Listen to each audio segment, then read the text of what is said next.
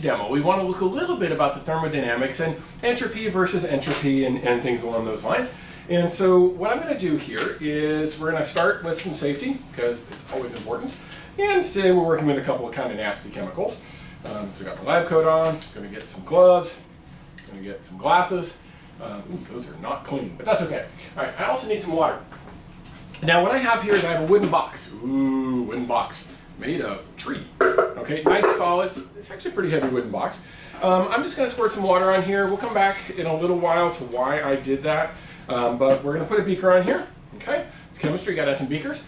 And then I'm going to add to this two solids. The first is ammonium chloride, so NH4Cl. And you're going to talk about this in your worksheet. Whoa, that's a big old hunk of ammonium chloride. That's okay, that'll work. And then let's just add a little bit more here. Whoa, another big clump. That's okay. And then I'm going to mix with that barium hydroxide. Now this is actually the hydrated form of barium hydroxide. And so you've got all the formulas in your worksheet there. All right, so we're adding a white powder and a white powder. Now, again, our question is this spontaneous or not? And what can we tell about it? What makes a reaction spontaneous or not? Now, we talked about in the first class the collision model and the fact that molecules have to collide to react. That makes doing solids kind of hard, right? Because they're locked in the solid. So what I'm going to do is I'm just going to stir this. Now I'm not really adding enough energy to the system to make any difference. So there's a little mechanical work I'm doing here, but it's not really what's going on. Now I want you to look at these. Now one of the things that you can't do because of where you are, and you guys are kind of lucky, is you can't smell this thing. Oh my goodness. Woo! That thing smells horrible. Okay, that's very pungent. Woo! The things I do for you guys. All right, so let's stir and stir and stir. Now, one of the things I want you to think about is I'm mixing together two solids, right? So I'm making the collisions essentially happen here. Okay, but I'm not heating it up. I'm not doing anything like that. So let's get this stirring here. And I've measured my things out all that well. Okay. Do. Speed this up a little. You may notice it's a little hard to see from where you are, I think, but it's getting a little bit gooey here. I think I need a little more barium in here. So let's just add a little more of that. We'll add those two huge chunks of ammonia. All right.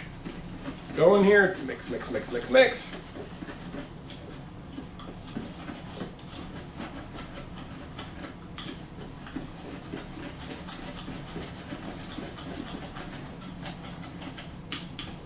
Ooh, still smells bad. There we go. All right, starting to get a good reaction now. Now, how do I know that? Well, it's kind of weird, right? I mixed two solids, and I'm getting this kind of pasty jelly thing here, and it's actually probably going to go liquidy in just a moment. And why is that? Well, if we look at the balanced chemical reaction, right? There were 8 waters of hydration on each barium hydroxide. Now, what does that mean? What is a water of hydration? That means the water was trapped in the crystal. So for every barium hydroxide that was a solid, there were 8 molecules of water trapped. So as that barium hydroxide reacted, it released those 8 waters. Not only that, we actually have an acid-base reaction going on here.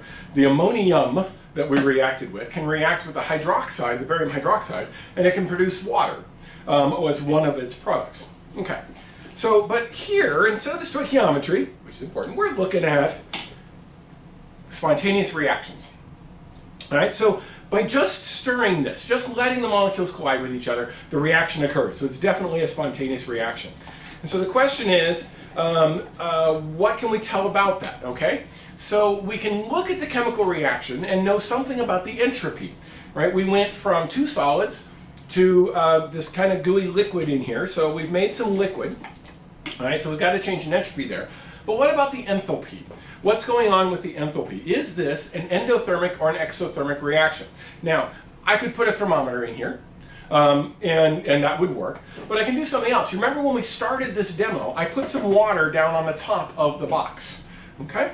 This particular spontaneous reaction is actually an endothermic reaction. It absorbed heat.